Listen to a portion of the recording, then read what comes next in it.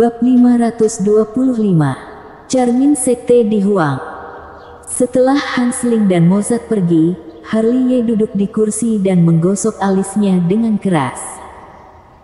Tak lama kemudian, Jelvin Zong, Cantika, dan leluhur keluarga Su semua datang. Melihat wajah kusut Harley, mereka semua mengerutkan kening. Apa?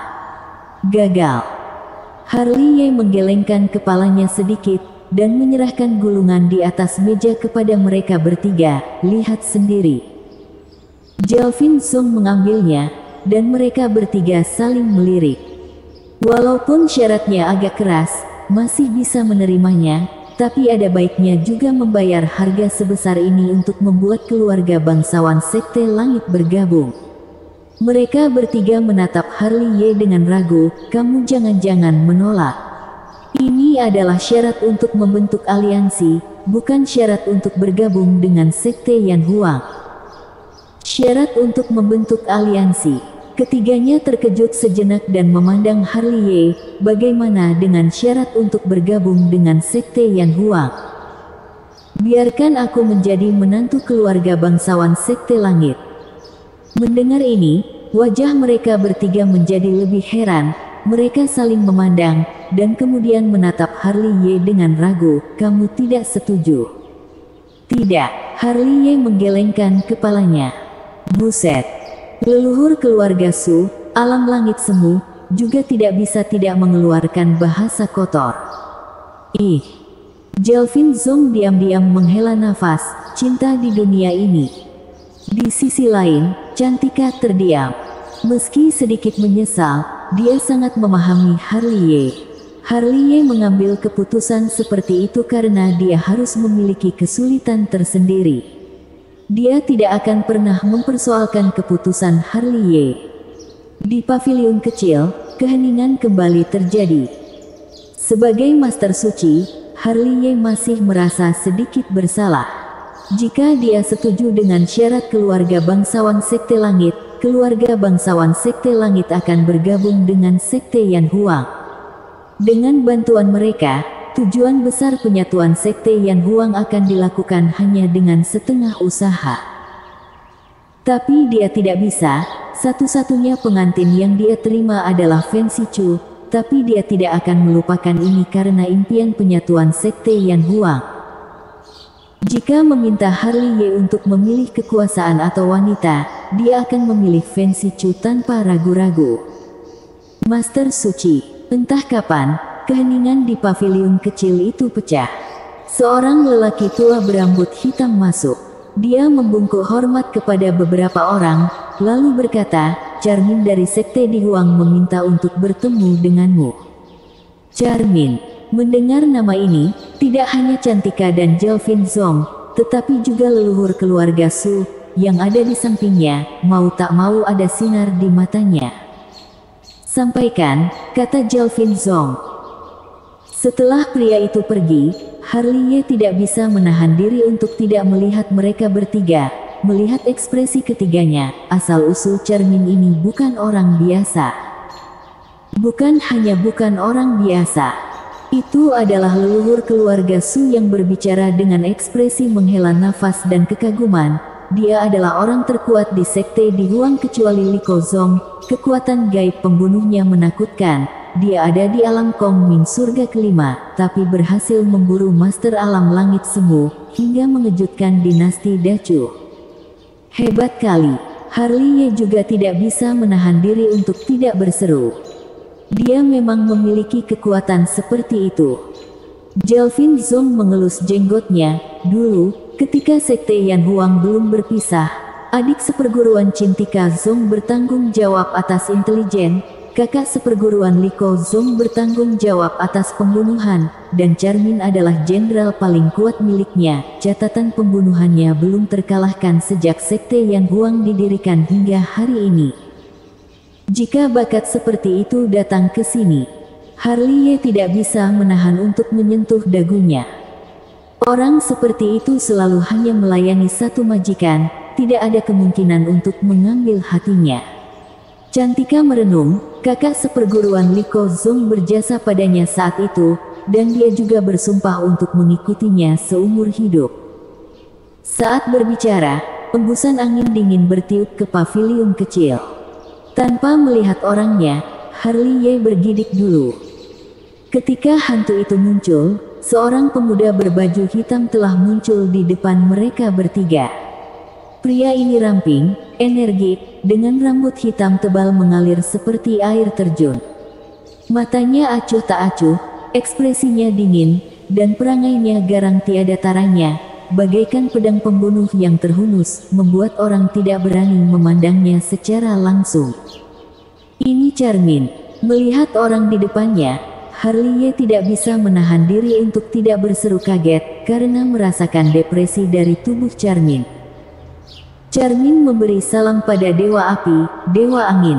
Ketika Harley Ye terkejut, Charmin sudah berlutut. Harley Ye tahu bahwa dia berlutut Jelvin Zong dan Cantika, yang dulu berada di Sekte Yan Huang, Dewa Api dan Dewa Angin di bawah Master Suci Sekte Yan Huang. Tidak mudah kamu masih mengingat kami. Jelvin Zong tersenyum sedikit, bangunlah untuk bicara. Charmin tidak berbicara, bangkit perlahan, melihat sekeliling, lalu menatap Harley Ye. Junior Herikin, beri salam pada Senior Charmin. Meskipun dia adalah Master Suci Sekte Yan Huang, yang identitasnya lebih tinggi dari Charmin, Harley Ye masih sangat sopan dan membungkuk hormat. Charmin masih tidak berbicara, tetapi ada jejak darah yang mengalir diam-diam dari sudut mulutnya, yang membuat Harley Ye dan yang lainnya mengerutkan kening. Dengan penglihatan mereka tahu Charmin terluka. Harley Ye dan yang lainnya mau tak mau merasa sedikit terkejut, betapa kuatnya orang yang bisa melukai Charmin. Kakak seperguruan kelima mengirimmu untuk keperluan apa? Akhirnya, Cantika memecah keheningan singkat. Master Suci mengatakan bahwa dia ingin kembali ke Sekte Yan Huang. Kata-kata Charmin sangat dingin, tanpa emosi sedikit pun, yang sangat mirip dengan temperamennya. Mau kembali ke Sekte Yan Huang. Meskipun kata-kata Charmin dingin, itu membuat Jelvin Zong tertegun sejenak. Berita itu benar-benar membuatnya kaget. Setelah berjuang selama ratusan tahun, ingin kembali ke Sekte Yan Huang semudah ini, Charmin, apakah aku salah dengar? Sebaliknya, Cantika mencibir, matanya yang indah acuh tak acuh, dan dia menatap Charmin. Memang ucapan Cantika membuat Harley Ye dan yang lainnya menyipitkan mata. Sejak perpecahan Sekte Yan Huang, mereka telah saling bertarung. Yang satu ingin mencaplok yang lain, dan sekarang dia datang menyatakan ingin kembali ke Sekte Yan Huang. Siapa yang tahu apakah ini jebakan? Saat ini, Harley Ye berempat menatap Charmin satu demi satu, dan paviliun kecil itu menjadi hening sejenak. Master Suci terluka sangat parah. Charmin menarik napas dalam-dalam, dan akhirnya menceritakan rahasianya. Terluka. Mendengar ucapan Charmin, Jelvin Zong dan Cantika mengernyitkan kening. Meski sudah bertahun-tahun bertarung, keduanya masih memikirkan budi gurunya. Siapa yang menyakitinya? Jelvin Zong menatap Charmin, nadanya jelas menjadi lebih dingin. Dinasti Dewa Pembunuh. Dinasti Dewa Pembunuh. Mendengar tiga kata ini, ekspresi Jelvin Zong, Cantika dan leluhur keluarga Su tiba-tiba berubah, dan ekspresi mereka menjadi serius. Apakah kekuatan mengerikan ini muncul kembali di dunia? Di samping, Harley Ye menatap wajah ketiganya, alisnya tidak bisa menahan kerutan. Bahkan ketiga alam langit semua ekspresinya separah ini setelah mendengar dinasti Dewa Pembunuh, betapa mengerikannya itu. Master Suci mengatakan dia lelah dan tidak ingin bertarung lagi. Dia ingin memberi hormat kepada guru di Sekte Yan Huang sebelum dia meninggal. Dia ingin dimakamkan di kampung halaman Sekte Yan Huang setelah dia meninggal. Demikian ungkapan ini, ekspresi beberapa orang berubah drastis.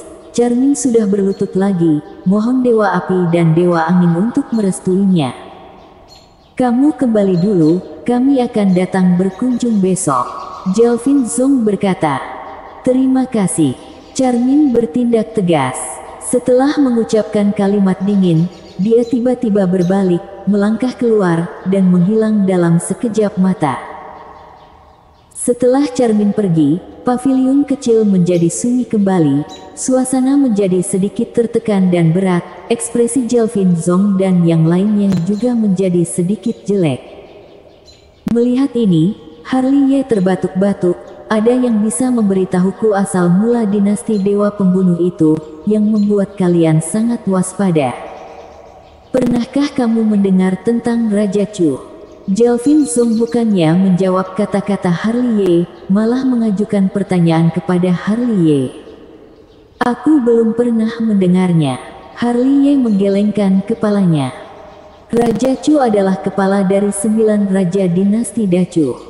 Dia adalah penguasa pertama yang menyatukan tanah yang luas ini dan menciptakan keluarga kerajaan dinasti Dacu, yang disebut dinasti Dacu sejak saat itu.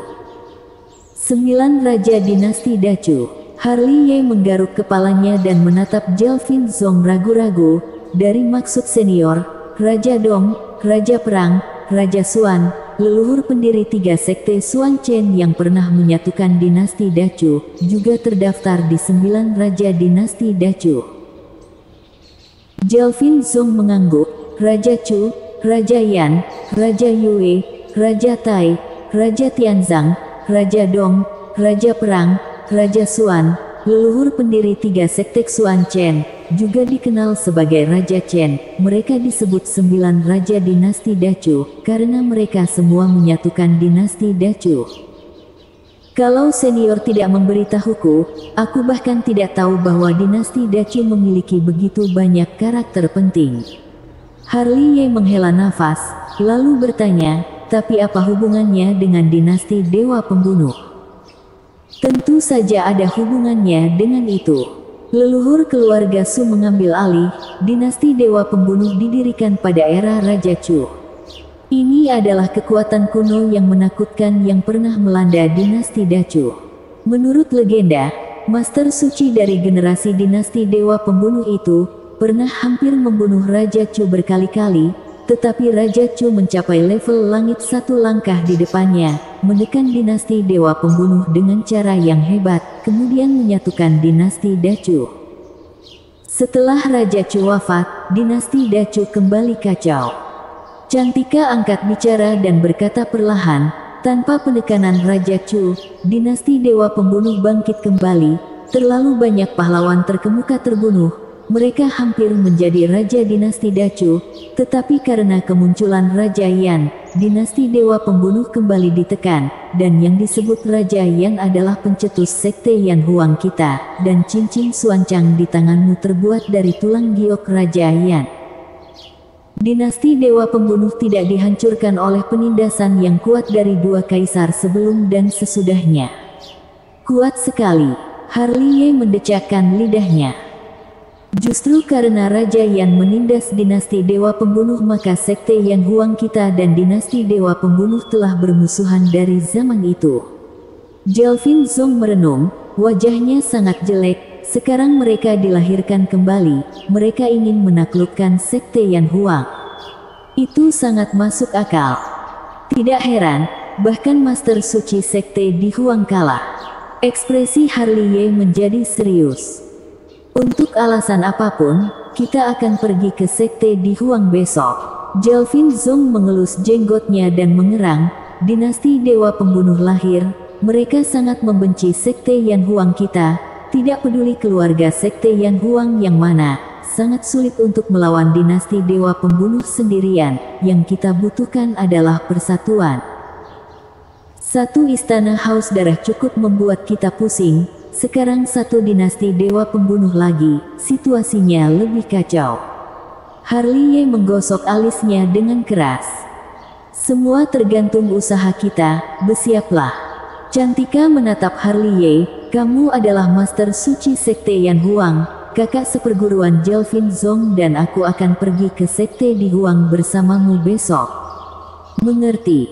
Bersambung.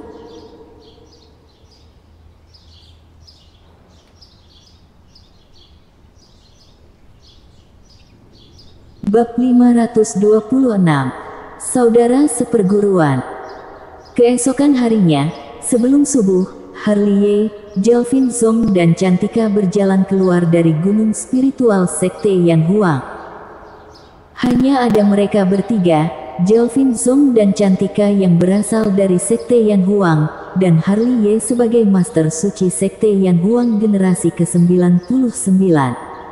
Mereka pergi ke sekte Di Huang, yang mewakili makna tertentu.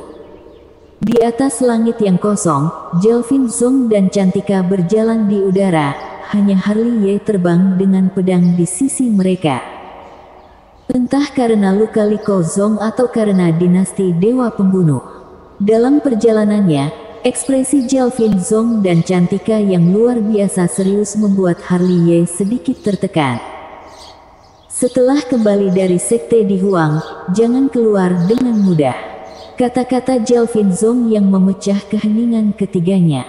Dia menatap Harley dengan ekspresi serius, tidak bercanda sama sekali. Kenapa? Harley terkejut. Karena dinasti Dewa Pembunuh.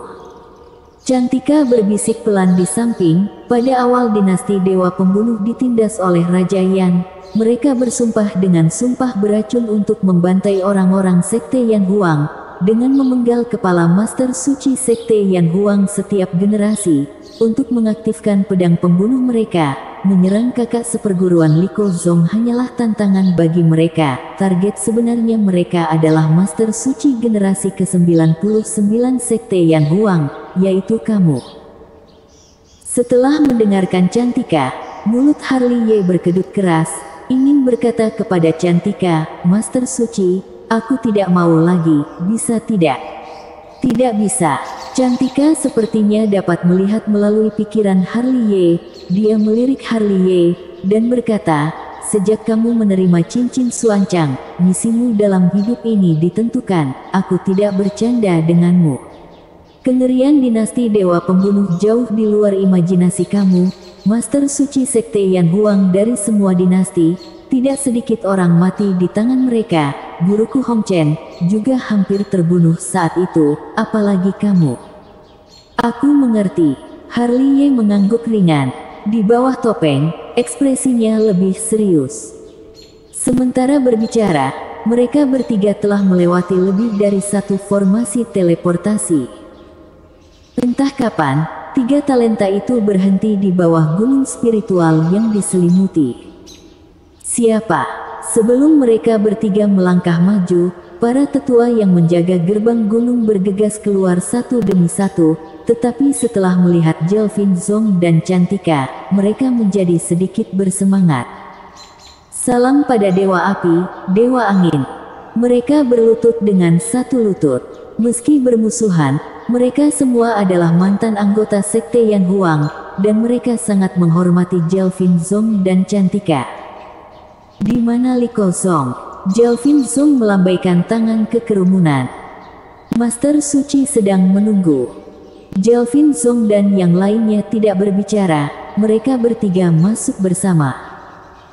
Dalam gunung spiritual sekte Di Huang, baik tetua maupun para murid berdiri bersama di sana.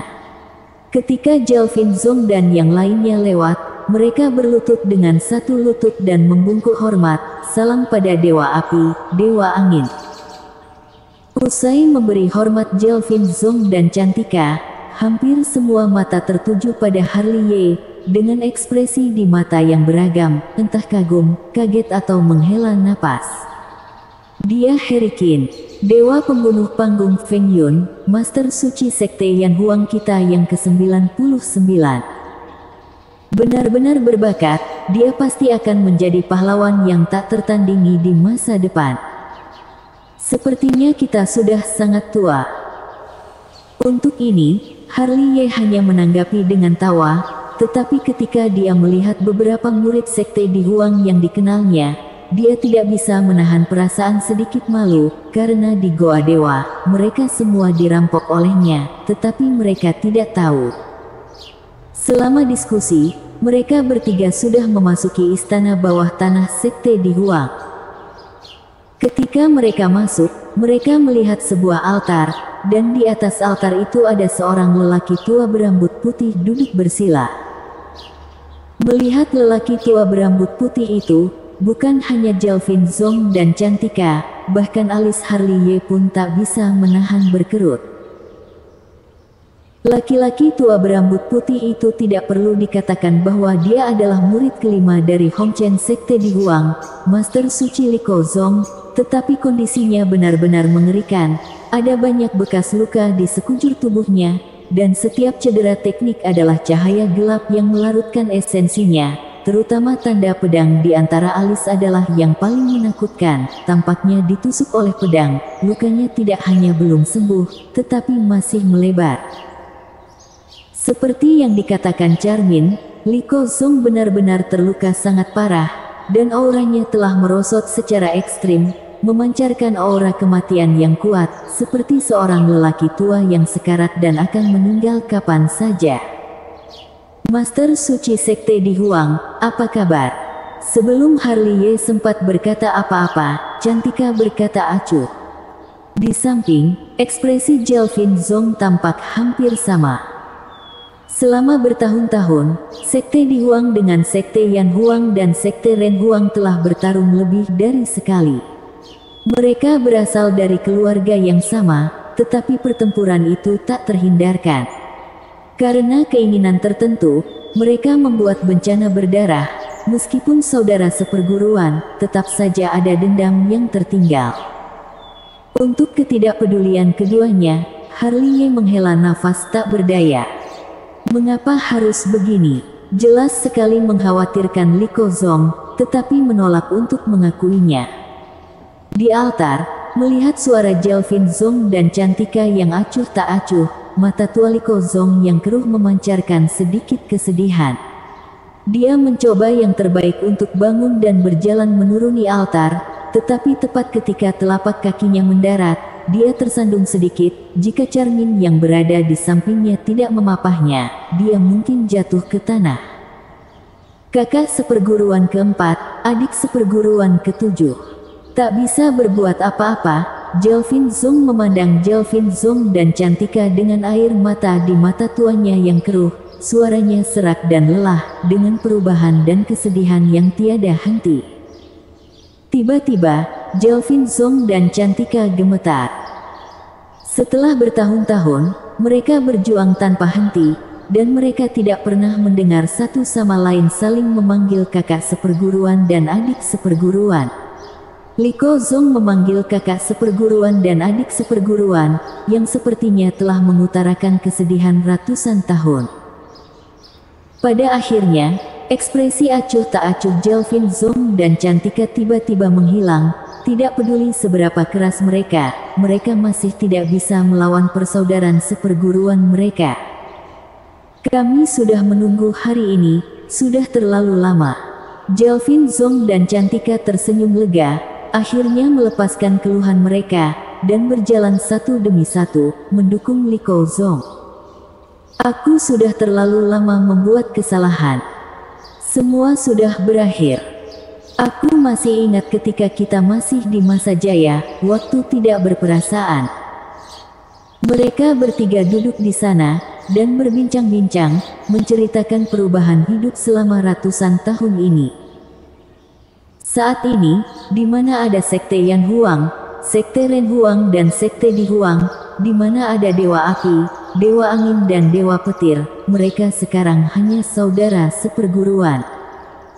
Di samping, Harley dan Charmin berdiri diam, tidak mengatakan sepatah kata pun.